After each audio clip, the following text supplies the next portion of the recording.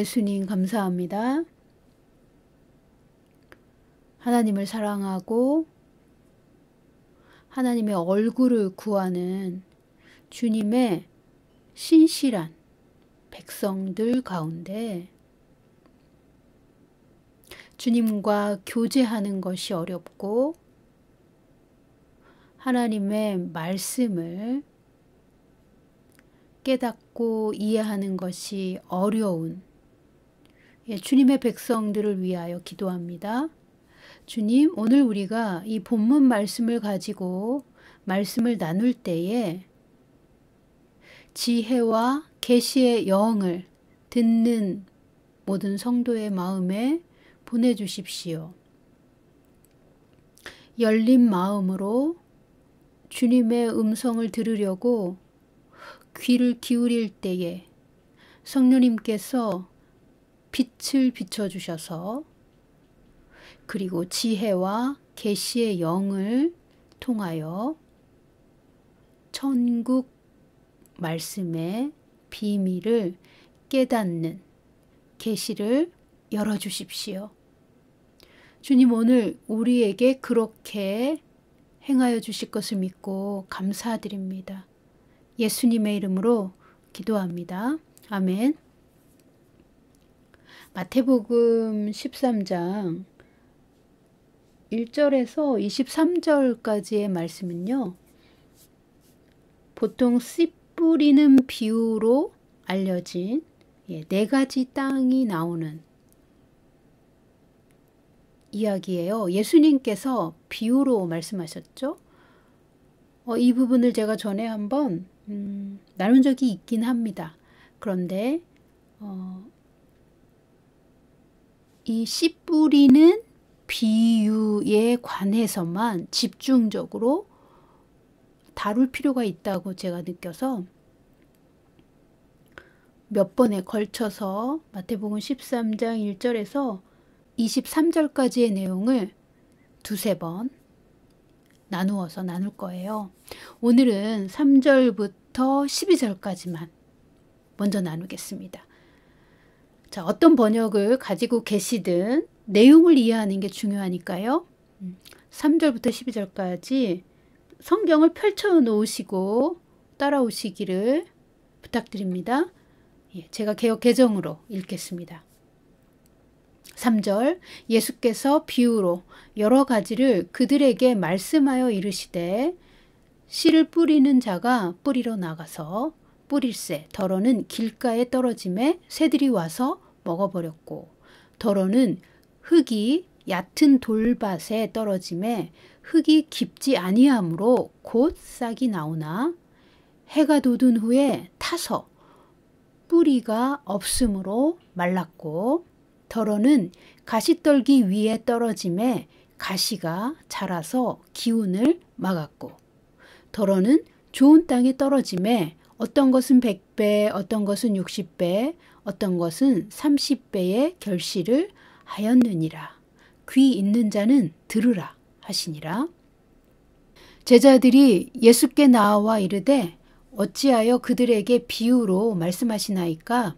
대답하여 이르시되 천국의 비밀을 아는 것이 너희에게는 허락되었으나 그들에게는 아니 되었나니 무릇 있는 자는 받아 넉넉하게 되되 없는 자는 그 있는 것도 빼앗기리라.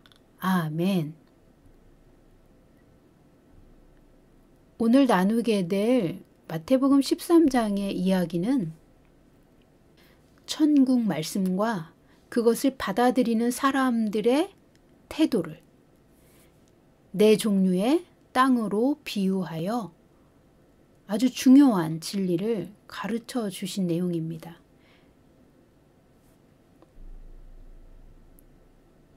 네 가지 땅이 나옵니다. 우리가 4가지 밭이라고 많이 들었죠?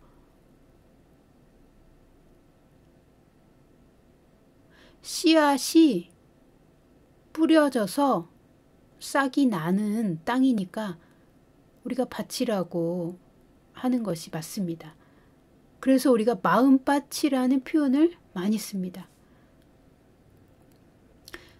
씨앗을 뿌리는 장소가 밭이고 여기 네 종류의 밭은 우리의 마음밭을 설명하기 위해 썼으니까요. 매우 타당한 표현입니다. 자, 첫 번째 종류의 땅은 길가입니다. 이 길가와 같은 밭은 사람들이 밟고 지나가기를 수도 없이 반복해서 흙이 다져지고 다져진 땅입니다. 그래서 이 땅은 길가이거나 길가와 같이 딱딱한 땅을 말합니다. 두 번째는 자갈이 아주 많은 자갈밭입니다. 사실 이런 밭은 밭으로 사용하기 어려운 땅이죠. 흙이라곤 표토층에 아주 얇게 깔려 있지만 그 밑에는 몇 밀리미터 안 내려가서 모두 다 자갈입니다. 세 번째 땅은 가시떨기 밭입니다. 가시떨기가 무성한 밭이죠. 그리고 이제 네 번째 종류의 땅은 좋은 땅입니다. 우리는 이 네 번째 땅을 옥토라고 많이 부릅니다. 이 네 가지 종류의 땅에서 씨앗이 싹이 나고 자라서 열매 맺을 수 있는 땅, 그러니까 우리가 결실을 기대할 수 있는 땅은 사실 이 네 번째 땅 하나밖에 없습니다. 우리가 무엇인가 심어서 열매를 기대할 수 있는 유일한 땅은 좋은 땅이죠. 그래서 농부는 밭을 일구는데 많은 시간과 재정과 엄청난 노동을 투자합니다. 땅이 나쁘면 아무리 좋은 씨앗을 심어도 열매를 얻을 수 없기 때문입니다. 농부가 씨를 뿌리는 목적은 열매를 수확하기 위해서입니다. 수확물이 없는 농사는 헛수고이며 또 수확물이 없다면 그 해의 농사는 망한 것입니다. 만약 우리 중에 누군가 씨를 심으면서 아무것도 수확할 일이 없기를 기대하는 농부는 없을 것입니다. 만일 우리 중 누군가가 수확에 대한 기대나 목적도 없이 씨를 뿌린다면 그 사람은 미친 사람이거나 어리석은 사람일 것입니다. 하나님도 목적 없이 씨를 뿌리는 분이 아니십니다. 그런데 예수님은 왜 이 씨 뿌리는 비유를 군중에게 말씀하신 걸까요? 이 비유의 목적은 무엇일까요? 사실 이 비유에 대한 해석이 18절 이하에 상세하게 나옵니다. 예수님께서 제자들에게 직접 이 비유를 풀어주셨습니다. 이 해석 부분은 다음 시간에 제가 또 이어서 나누겠습니다. 오늘은 9절에서 13절까지를 이어서 보겠습니다. 9절 보십니다. 예수님이 네 가지 유형의 땅을 설명하신 다음 9절에 이렇게 말씀하셨습니다. 귀 있는 자는 들으라 하시니라. 10절 제자들이 예수께 나와 이르되 어찌하여 그들에게 비유로 말씀하시나이까? 대답하여 이르시되 천국의 비밀을 아는 것이 너희에게는 허락되었으나 그들에게는 아니 되었나니 무릇 있는 자는 받아 넉넉하게 되되 없는 자는 그 있는 것도 빼앗기리라. 아멘. 예수님은 의도적으로 비유를 사용하셨습니다. 예수님의 비유는 비록 학력이 없는 사람이라도 들으면서 그림을 그릴 수 있었습니다. 그들의 삶에 밀접하고 누구나 한 번쯤은 경험해 본 상황을 설정하셔서 이야기를 듣는 이들이 마음으로 그 장면을 그림처럼 떠올릴 수 있게 자세하게 묘사하여 이야기를 전하셨습니다. 그렇게 모든 사람이 그 비유를 알아들을 수 있도록 예수님은 비유를 사용하셨습니다. 그런데 비유란 진짜 의미가 속에 담겨 있으나 표면상으로는 크게 드러나지 않는 경우가 많습니다. 그래서 비유인 것이죠. 네 가지 밭을 비유로 나열하신 다음 9절에 이렇게 결론을 내십니다. 귀 있는 자는 들으라 하시니라. 귀 있는 자는 들으라, 이 말 또한 비유입니다.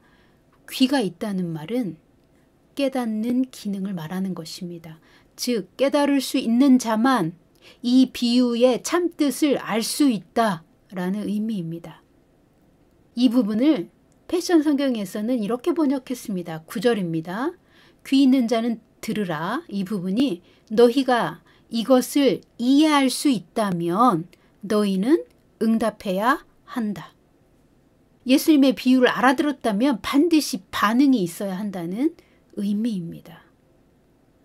그러니까 이 비유를 듣고 곰곰이 생각해보고 깨닫지 못했다면 예수님께 질문을 해야 하는 것이죠. 여러분은 깨닫지 못했다는 것을 종종 자각하시는 분들이세요? 만약 듣긴 들었는데 알 것도 같고 모를 것도 같고 알쏭달쏭하다면 그때 여러분은 어떻게 하십니까? 어떤 부분이 이해되지 않는지 다시 질문하십니까? 제가 이해를 다 못해서 그런데요. 설명을 조금 더 해주시겠습니까? 라고 이렇게 질문하는 사람이 있다면 어떤 교사도 친절하게 대답해 줄 것입니다. 자, 보십시오. 예수님께서 9절에 말씀을 하시자마자 제자들이 예수님께 가까이 와서 곧바로 질문하고 있습니다. 그러자 예수님께서 11절부터 23절까지 아주 길게 많은 설명을 매우 자세히 더 해주셨습니다. 11절 보십니다. 천국의 비밀을 아는 것이 너희에게는 허락되었으나 그들에게는 아니 되었나니. 아멘. 제자들이 왜 비유로 말씀하십니까? 라고 질문하자 너희에겐 천국의 비밀을 아는 것이 허락되었지만 아무에게나 허락되지 않았다는 것입니다. 왜 그렇습니까? 누구는 계시를 받고 누구는 계시를 받지 못하는 이유가 무엇일까요? 그 이유를 우리가 정확하게 듣지 못한다면 하나님은 매우 불공평하신 분이다라고 오해할 것입니다. 그런데 자 보십시오. 예수님께서 귀 있는 자는 들으라 하셨을 때 허다한 군중 무리 속에서 아무도 반응을 하지 않았습니다. 자신은 귀가 없다고 말할 수 없었던 것입니다. 저는 깨닫지 못했습니다. 라고 자신을 정직하게 자각하지 못했다는 것입니다. 모르면서 아는 척하고 가만히 있었던 것입니다. 그런데 오직 제자들만 예수님 왜 저들에게 비유로 말씀하시는지 묻고 있습니다. 하나님께는 우리의 반응이 매우 중요합니다. 9절에 귀 있는 자는 들으라. 이 부분을 패션 성경은 이렇게 말하죠. 너희가 이것을 이해할 수 있다면 응답해야 한다. 그런데 아무런 반응이 없다는 것은 사실 이해하지 못했다는 뜻입니다. 아는 척하는 사람들의 특징이 있습니다. 반응을 아예 하지 않는 것입니다. 아는지 모르는지 가만히 있습니다. 질문은 더더욱 하지 않는 것입니다. 종종 모르면서도 질문을 하는 사람들이 있긴 있어요. 그런데 그들은 맥락에서 벗어난 질문을 하죠. 자신이 진의를 깨닫지 못했다는 사실만 감추느라 급급합니다. 자, 왜 비유로 말씀하시는지 묻고 있는 제자들에게 예수님은 이렇게 대답하셨습니다. 천국 비밀을 아는 것이 너희에게만 허락되었다. 왜일까요? 12절에 이유가 나옵니다. 무릇 있는 자는 받아 넉넉하게 되되 없는 자는 그 있는 것도 빼앗기리라. 아멘. 천국 비밀을 아는 것이 제자들에게만 허락된 이유가 있는 자는 받아 넉넉하게 되되 없는 자는 그 있는 것도 빼앗기리라. 저는 이 말이 너무 오랫동안 이해가 안 돼서 있는 자는 받아 넉넉하게 되고 없는 자는 그 있는 것도 빼앗기리라 이 문장을 이해하려고 많은 시간 고민을 했습니다. 자, 패션 성경에는 이 부분을 아주 잘 번역해 놓았습니다. 제가 문맥을 이해하도록 패션 성경으로 10절부터 12절까지 읽어드리겠습니다. 천천히 읽어드리겠습니다. 집중하시고 잘 들어보시면 됩니다. 10절. 그러자 예수님의 제자들은 예수께 가까이 다가와서 질문했습니다. 왜 주님은 항상 사람들에게 이해하기 어려운 비유들로 말씀하십니까? 11절. 예수님은 설명하셨습니다. 너희는 하늘 왕국 영역에 숨겨진 비밀을 통찰할 수 있는 친밀한 경험을 받았다. 그러나 저들은 받지 못했다. 12절. 왜냐하면 열린 마음으로 듣는 모든 사람은 점진적으로 더 많은 계시를 받게 된다. 그 계시가 충분하고도 넘칠 때까지 받는다.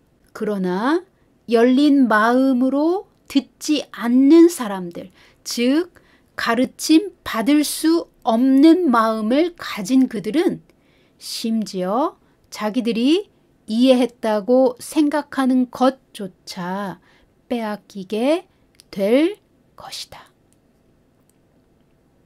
아멘. 제가 앞에서 하나님께는 우리의 반응이 매우 중요하다고 말씀드렸습니다. 천국 비밀을 아는 것이 제자들에게만 허락된 이유를 패션 성경에는 열린 마음으로 듣는 모든 사람은 점차점차 더 많은 계시를 받을 수 있다는 것입니다. 천국 비밀을 아는 것이 허락된 이들은 어떤 마음이 있다는 말입니까? 열린 마음입니다. 열린 마음은 무엇입니까? 그 다음에 이렇게 나옵니다. 열린 마음으로 듣지 않는 사람은 가르침 받을 수 없는 마음을 가진 사람들이다. 그러니 제자들에게만 천국 비밀을 아는 것이 허락된 이유, 즉 하늘 왕국 영역에 숨겨진 비밀을 통찰할 수 있는 친밀한 경험을 받은 이유는 열린 마음으로 예수님의 말씀을 들었기 때문에 계시를 받고 점진적으로 더 받을 수 있었다는 뜻입니다. 12절을 패션 성경 다시 읽어드리겠습니다. 왜냐하면 열린 마음으로 듣는 모든 사람은 점진적으로 더 많은 계시를 받게 된다. 그 계시가 충분하고도 넘칠 때까지 받는다. 그러나 열린 마음으로 듣지 않는 사람들, 즉 가르침 받을 수 없는 마음을 가진 그들은 심지어 자기들이 이해했다고 생각하는 것조차 빼앗기게 될 것이다. 아멘. 여러분, 하나님의 다림줄에 여러분의 영혼이 정렬되려면 열린 마음으로 주님의 말씀을 들어야 합니다. 열린 마음이 없는 사람은 천국 비밀을 아는 것이 허락되지 않았습니다. 이 열린 마음에 대해서는 제가 다음 시간에 또 이어서 나누겠습니다.